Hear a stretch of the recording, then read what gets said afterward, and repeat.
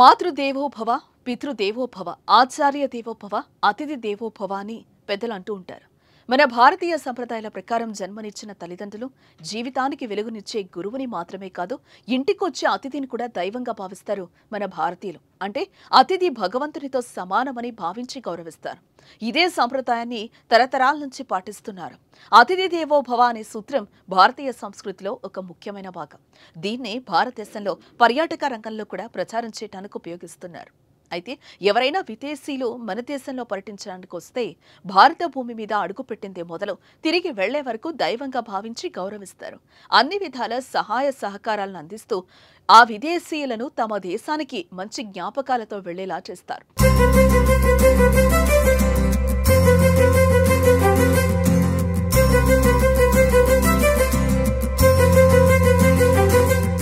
అయితే కొన్నిసార్లు కొంతమంది పర్యాటకులు తులసివనంలో గంజాయి మొక్కల స్వార్థపరుల దుష్ప్రవర్తనను ఎదుర్కోవాల్సి వస్తుంది. ఇలాంటి వ్యక్తుల వలన భారతీయులకున్న మంచి పేరు, దేశ ప్రతిష్ట దెబ్బతింటుంది. ఈ నేపథ్యంలోనే విదేశీయులను మోసం చేసిన ఘటనకు సంబంధించిన ఓ వార్త నెట్టింటో చక్కర్లు కొడుతోంది. తాజాగా ఢిల్లీకి చెందిన ఓ రిక్షా పుల్లర్ సింగపూర్ నుంచి వచ్చిన ఇద్దరు అమ్మాయిలను మోసం చేసిన ఉదంతం సోషల్ మీడియాలో ప్రత్యక్షమైంది.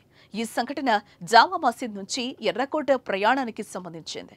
ఈ ఘటనను సింగపూర్ విదేశీ యువతులు తమ కెమెరాల్లో బంధించి సోషల్ మీడియాలో పోస్టు చేశారు. ఇది ఇప్పుడు ఇంటర్నెట్లో వైరల్గా మారింది. We got scammed in Old Delhi, India. Sharing here so we can learn from our lesson. At Jama Masjid, we met a driver who pointed out the entrance. We were grateful to him and hired his auto. At Red Fort, he declined payment and told us to pay him later when he picks us up to Chandni Chowk. So we exchanged numbers and WhatsApp him when we were ready. On the way to the spice market, he stopped us at places that we did not ask for. At Karibali, he actually got down his auto and led us to a store by foot. We wanted to explore the area on our own, but he kept telling us to follow him. It turns out he just won us back on his auto. Things turned ugly when we told him that Krishna Market is our last stop with him. ఏ వీడియోను Singapore travel vlogger Sylvia చాన్ ఇటీవల భారతదేశాన్ని సందర్శించిన తన Instagram ఖాతాలో share చేశారు. ఢిల్లీలో ప్రయాణిస్తున్న తనను రిక్షా పుల్లర్ ఎలా మోసం చేశాడో తను ఈ వీడియోలో చెప్పింది. రిక్షా పుల్లర్ తమని జామా మసీద్ నుంచి ఎర్రకోటకు తీసుకుని వెళ్లడానికి ₹100 తీసుకుంటానని చెప్పాడని తెలిపింది.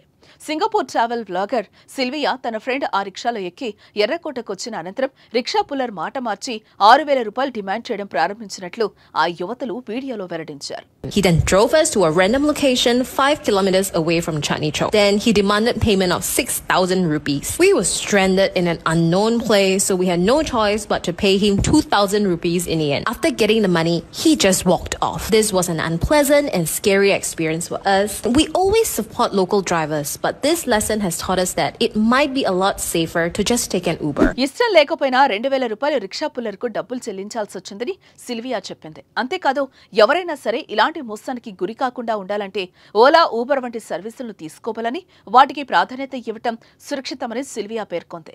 జూలై 26న చేసిన ఈ పోస్ట్ క్షణాల్లో వైరల్ గా మారింది. సింగపూర్ టూరిస్టులను రిక్షా పుల్లర్ మోసం చేయడంపై చాలా మంది తమ స్పందనలు తెలియజేస్తున్నారు. భారతీయులమైనందున మేము అలాంటి వ్యక్తుల ప్రవర్తనకు మేము క్షమాపణలు చెప్తున్నామని కొందరు నెటిజన్లు వ్యాఖ్యానించారు.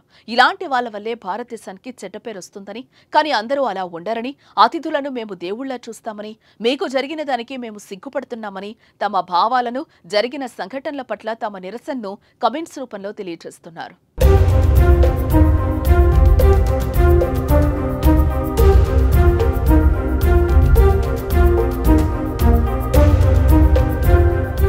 సింగపూర్ నుంచి ఢిల్లీ పర్యటనకు వచ్చిన ఇద్దరు యువతులు ఎదుర్కొన్న ఈ పరిస్థితి దారుణమని, అది సిగ్గుచెట్టని వ్యాఖ్యానిస్తున్నారు. ఈ తరహా ఘటనలు పర్యాటకులకు అసౌకర్యంగా ఉండటమే కాదు, దేశ ప్రతిష్టను దెబ్బతీస్తున్నాయని ఆవేదన వ్యక్తం చేస్తున్నారు. ఇటువంటి సమస్యలు మళ్లీ మళ్లీ తలెత్తకుండా పరిష్కరించి పర్యాటక అనుభవాన్ని మెరుగుపరిచేలా తగిన చర్యలు తీసుకోవాలని సూచిస్తున్నారు. ఈ మేరకు రిక్షా పుల్లర్ టూరిస్టులను మోసం చేయడం ఇండియా టూరిజంకి మచ్చగా మారుతుందని నెటిజన్లు భావిస్తున్నారు.